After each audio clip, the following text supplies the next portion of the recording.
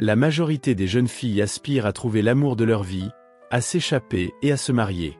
Ce n'était pas le cas de Caroline Croupton. Un pilote âgé de 27 ans, fortuné, qui a survolé l'école d'une lycéenne de 15 ans avec son hélicoptère l'a vraiment impressionné. Après avoir rencontré son amour, ils ont fui et ont épousé. Mais ce qui semblait être l'histoire d'amour parfaite d'un conte de fées se transformerait en un meurtre qui trompait tout le monde.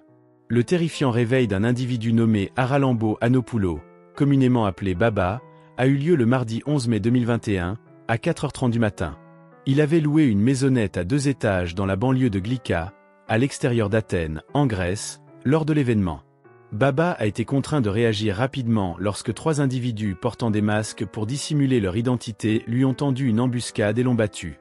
Ils ont rapidement attaché Baba avec des armes de poing et lui ont couvert les yeux avec du ruban adhésif. Sa femme, Caroline Krunchka, âgée de 19 ans, a ensuite été poursuivie par les intrus, mais il n'a pas réussi à les arrêter. Lors de cette épreuve, leur fille de 11 mois, qui dormait à proximité, a été réveillée. Les colons à la langue grecque et albanaise ne cessent de demander où était l'argent. Caroline n'était pas consciente que ce qui paraissait être un vol serait en fait sa propre mort. Caroline Krunchka est née le 12 juillet 2001 à Athènes de l'ingénieur à la retraite David Krunchka et de Suzanne Della Costa. Alors qu'elle n'avait que 8 ans, la famille est revenue sur l'île d'Alaniso, où elle avait grandi. David et Suzanne ont décidé de changer de domicile car ils étaient tous deux passionnés par la plage. Caroline a toujours apprécié vivre au bord de la mer. Sa passion pour la natation et la plongée sous-marine était très forte. Elle avait fait la connaissance de Baba, son futur mari, lors d'une procession du Vendredi Saint en 2017. Caroline n'avait alors que 15 ans et Baba était pilote d'hélicoptères commerciaux. 3 ans plus tard, le 15 juillet 2019, ils ont tous les deux épousé au Portugal. Baba avait fait l'acquisition d'une propriété avec Caroline quelques jours avant sa mort. Baba et Caroline souhaitaient bâtir leur maison parfaite pour eux et leur fille sur la propriété. Les parents de Caroline lui avaient fait un don de 50 000 € afin de l'accompagner dans l'achat du terrain. En ce qui concerne les frais de construction, le couple avait une réserve d'environ 10 000 € dans leur maison. À cette époque, il y avait toujours un risque de faillite pour les banques, c'est pourquoi la population grecque ne les appréciait pas vraiment. En général, les individus conservaient de l'argent liquide à l'intérieur de leur domicile, car cela était perçu comme une option plus sécurisée dans de telles circonstances. Il est fort probable que Caroline ait observé la conservation d'argent liquide lors d'un jour similaire et n'aurait jamais anticipé ce qui s'est produit le 11 mai. Les envahisseurs ont posé des questions sur la faim, ce qui a tourmenté Baba et Caroline ainsi que leur fille avec anxiété. Baba leur a fait part de l'emplacement exact de l'argent, jugé plutôt étrange, afin de tenter de mettre fin au désastre dans lequel ils se trouvaient. Les envahisseurs ont récupéré tout l'argent que Baba et Caroline avaient dissimulé pour la maison de leurs rêves lorsqu'ils ont déverrouillé la boîte du jeu de société Monopoly. Cependant, ils sont restés là-bas. Tous se déplaçaient de pièce en pièce afin de dérober des bijoux et d'autres objets de valeur ayant une valeur considérable. Les manifestants ont demandé plus, mais Baba et Caroline ont tout renoncé et ont défendu la vie de leur fille ainsi que la leur, par désespoir et par terreur. Alors que les intrus utilisaient une arme à feu contre l'enfant de 11 mois, Baba a entendu sa femme crier. Même avec les yeux fermés, il était constamment en lutte contre les contraintes. Cependant, la corde qui lui était attachée au cou était si étroite qu'il continuait à subir une perte de conscience sporadique. Il s'est finalement évanoui et a mis un certain temps à se réveiller. Lorsqu'il revint à lui, les hommes étaient partis. Aujourd'hui, les larmes angoissantes de sa petite fille étaient le seul bruit qu'il distinguait. Une demi-heure plus tard, Baba a réussi à se rendre à son téléphone portable et a utilisé son nez pour appeler les autorités d'urgence. Dès que l'appel est arrivé, Baba a fait un cri d'urgence, demandant au service d'urgence d'envoyer une ambulance et de leur signaler sa position. Les lèvres étaient fermées avec du ruban adhésif, ce qui entraînait une tronçonneuse de tous les mots de l'appel. L'opérateur à l'autre extrémité du téléphone a sollicité Baba pour éclaircir ce qui s'était déroulé, mais il a simplement pu affirmer que des voleurs étaient entrés par effraction. Les intrus étaient entrés dans la maison de Baba et de Caroline il y a 1h15. Les premiers intervenants se sont précipités vers 6h du matin dans les escaliers de devant et à l'intérieur de la maison. La seule manière de décrire ce dont ils ont été témoins est horrible. À l'intérieur, la cuisine et le salon ont été complètement détruits. La pièce était emplie de vêtements et d'autres objets personnels, les tiroirs étaient ouverts et vides. Baba et Caroline avaient utilisé l'une des boîtes ouvertes du Monopoly pour dissimuler l'argent. Les secours ont également trouvé une caméra de surveillance sur le canapé du salon. Il aurait été prétendu que les murs avaient été détruits. Il n'y avait pas la carte mémoire de l'appareil photo, alors qu'il était posé sur le canapé. Le cadavre d'un chiot husky blanc et brun, attaché à sa propre laisse, était suspendu à l'étage. Baba a été retrouvé sur le sol de la chambre principale. Son dos était enveloppé de ses poignets et de ses pieds, et du ruban adhésif était enroulé autour de ses lèvres et de ses yeux jusqu'à son cou. Caroline Croupton était assise sur le lit contre terre. À ses côtés, leur petite fille versait des larmes et applaudissait, cherchant à la réveiller en poussant contre elle sa mère. La mort de Caroline est annoncée. Même si elle était évidemment inconfortable, leur fille ne semblait pas blessée. La peau pâle de Caroline a toutefois conduit les premiers intervenants à penser qu'elle avait été assassinée.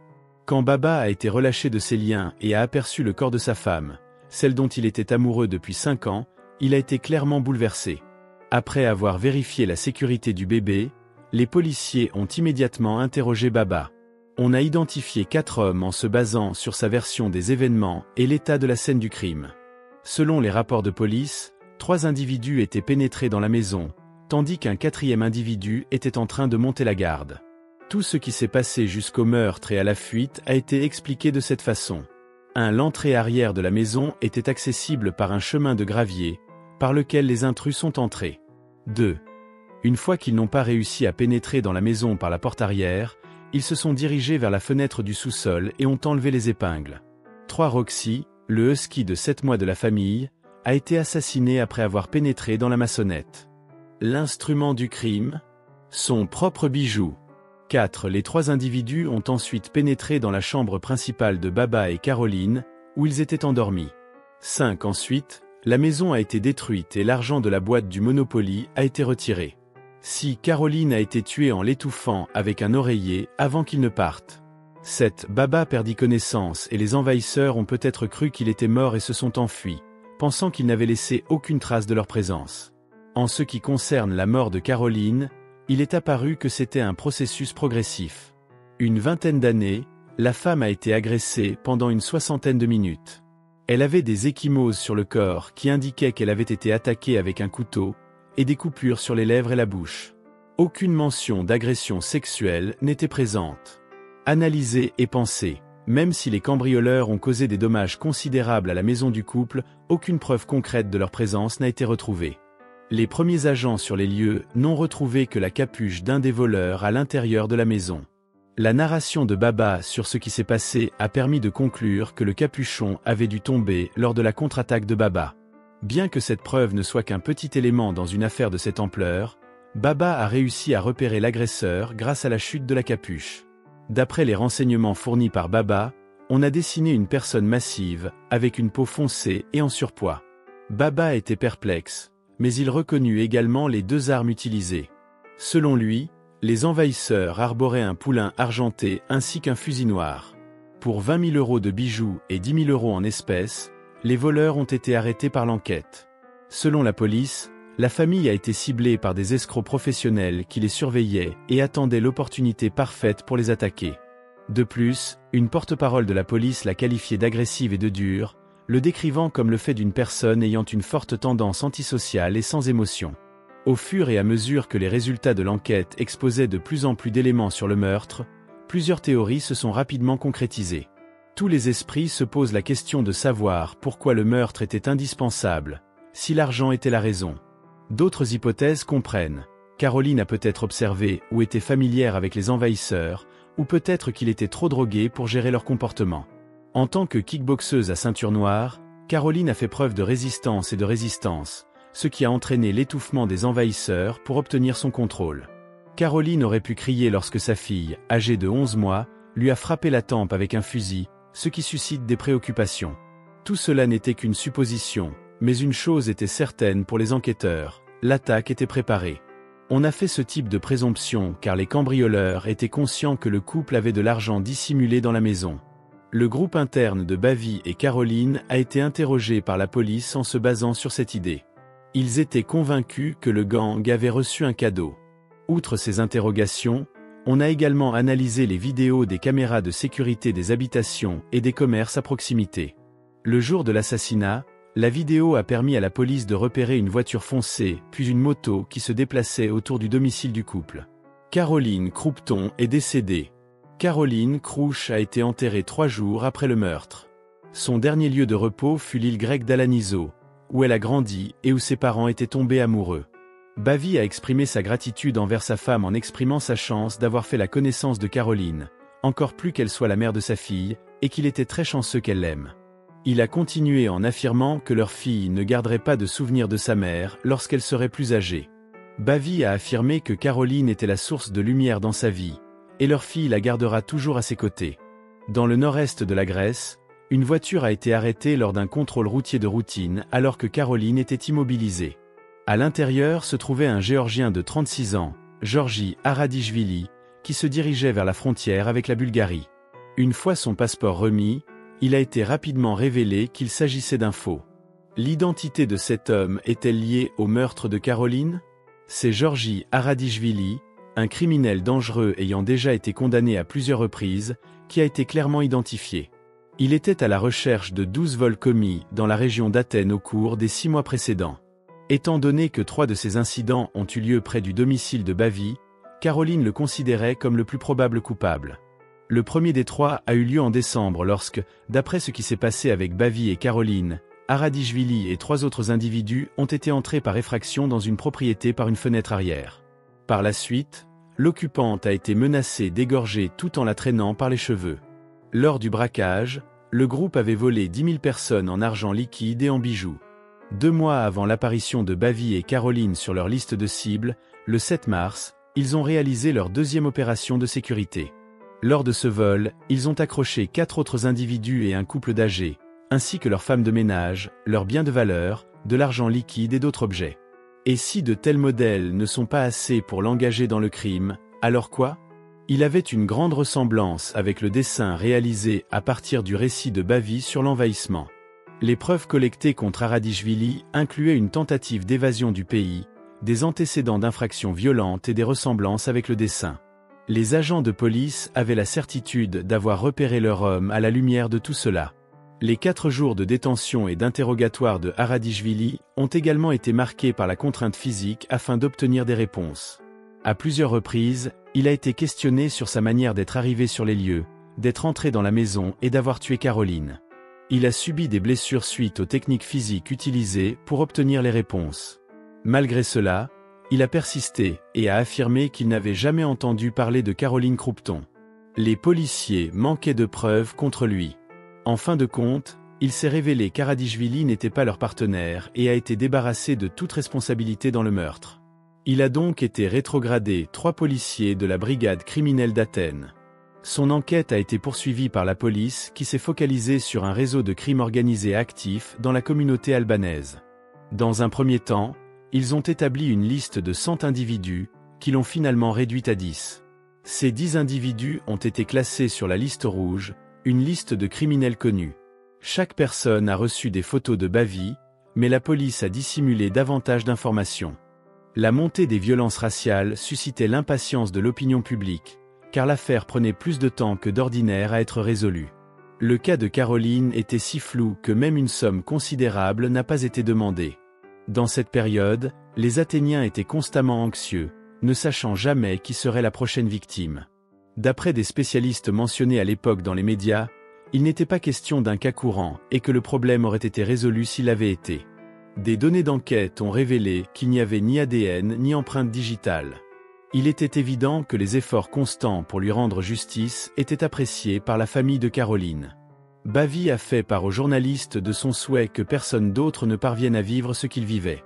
Afin de préserver la vie du cas de Caroline, il a soutenu les actions policières et a continué à être présent dans les médias. Bavy était même présente sur les plateformes sociales, où elle a répondu aux demandes de renseignements et exprimé sa gratitude envers les personnes pour leur soutien constant. Le 17 juin, une étape a été franchie. 37 jours après sa mort tragique, une petite cérémonie commémorative a été organisée à Olanassi pour Caroline. Au cours du service, Ceux qui étaient venus faire leur deuil ont observé l'enquêteur.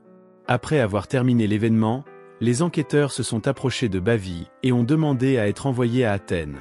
Les détectives de l'époque, qui disposaient de nouvelles informations sur l'affaire, ont incité Bavie à venir identifier l'individu.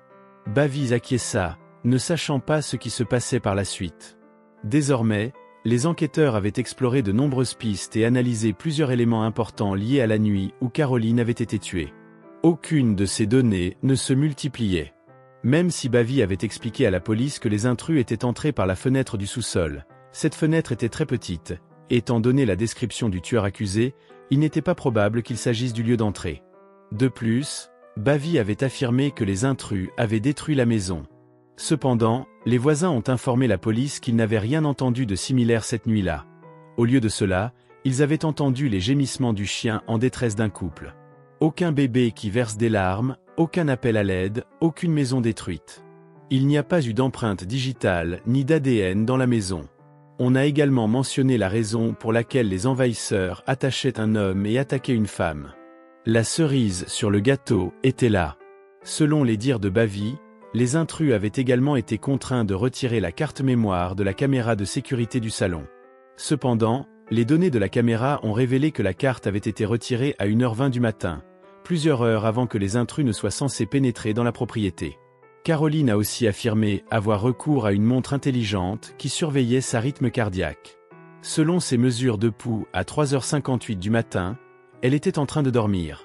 Cependant, celles à 4h05 du matin ont révélé une augmentation de 50%, ce qui suggère une tension physique et mentale extrême. De plus, celles de 4h11 ont indiqué que son cœur s'était arrêté. C'est avant le moment où Bavie a affirmé que le meurtre s'était produit. Contrairement à cela, Bavie possède une application de fitness sur son smartphone. Les informations de l'application ont démontré qu'il n'était pas immobile pendant toute la durée prévue pour sa conservation. En outre, les autorités policières ont essayé de reproduire Bavie en utilisant son téléphone pour joindre les services d'urgence. Mais personne n'a réussi à y arriver. D'après l'enquête policière, la nuit de l'assassinat de Caroline, elle a essayé de réserver un hôtel pour elle et sa fille. D'après un message texte qu'elle a adressé à un ami, elle avait également menacé de quitter Bavie. Lors de ses vacances à Alaneso, Bavie a fait la connaissance de Caroline pour la première fois. Sa mère avait été professeure à l'école de Caroline pendant son séjour sur l'île. À cette époque, Bavie était fortuné, séduisant, plein d'esprit et passionné par la photographie. Pour attirer son attention, il a piloté un hélicoptère au-dessus de l'école de Caroline. Pour la majorité des jeunes filles, c'était comme un rêve. Caroline, de son côté, n'avait aucune idée que son rêve allait rapidement se métamorphoser en cauchemar. Elle a partagé avec sa famille sa satisfaction et son opinion selon laquelle ils étaient la personne parfaite. Après 1 an et demi d'amour, Bavie a fait une proposition à Caroline. La proposition a été faite à Caroline alors qu'elle était mineure, mais 3 jours plus tard, elle avait 18 ans. Une fois qu'ils se sont mariés, le couple s'est installé à Glisenra. Pendant les premières années de leur union, Bavie a poursuivi son activité de pilote alors que Caroline était étudiante à l'université d'Athènes. Tous deux partageaient leur bonheur sur les plateformes sociales, étaient des utilisateurs actifs. Selon leurs comptes sur les réseaux sociaux, le couple semblait avoir une relation heureuse et amoureuse. Des genres entièrement différents étaient liés à l'histoire du journal de Caroline. Dans son journal, elle remettait souvent en question sa relation avec Bavie. En 2019, elle a rédigé un article sur sa lutte avec Bavie et sa gravité. Elle avait exprimé son doute quant à sa capacité à rester avec lui et avait déclaré qu'elle allait rendre visite à sa conjointe. Pendant leur union, Bavie avait acquis une tendance croissante à manipuler et contrôler. Cette conduite a été influencée par leur mariage non conventionnel. Une fois leurs vœux échangés, Bavie et Caroline ont décidé de renoncer à l'idée d'un mariage grec traditionnel entouré de leurs proches et amis. À l'inverse, ils étaient partis. Peut-être qu'il lui a fait un geste romantique, l'homme de ses rêves, mais c'était en fait une tentative de la garder seule. Après leur retour à la maison, les deux hommes ont tenté de s'isoler encore davantage.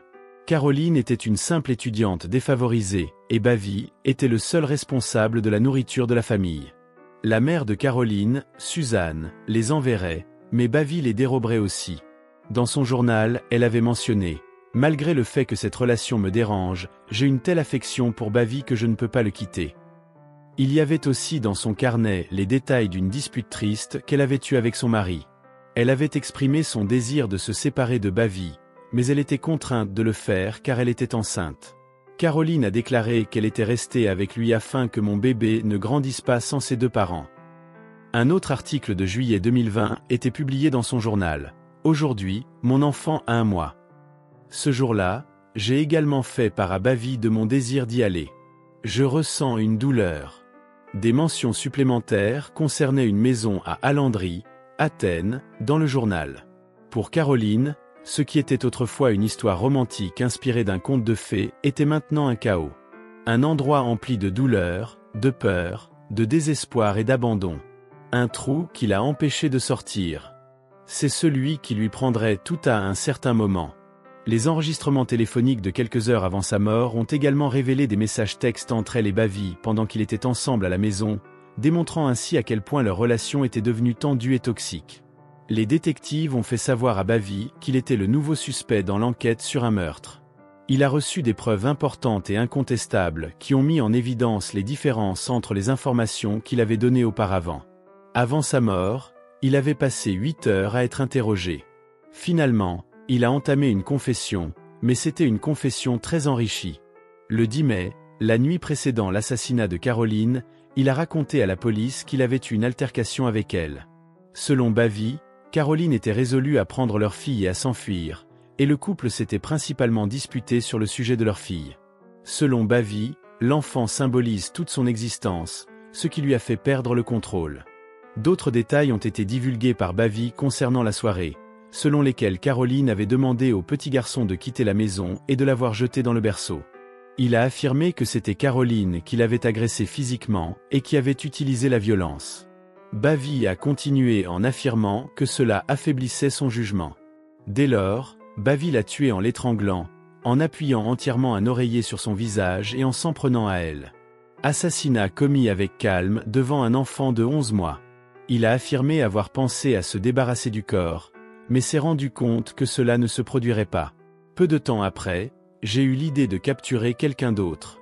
Une invasion de maison a été organisée par lui et pour donner l'impression d'être authentique, il a même assassiné Roxy et placé son propre enfant à côté du corps de sa femme avant de s'attacher avec du ruban adhésif et une corde.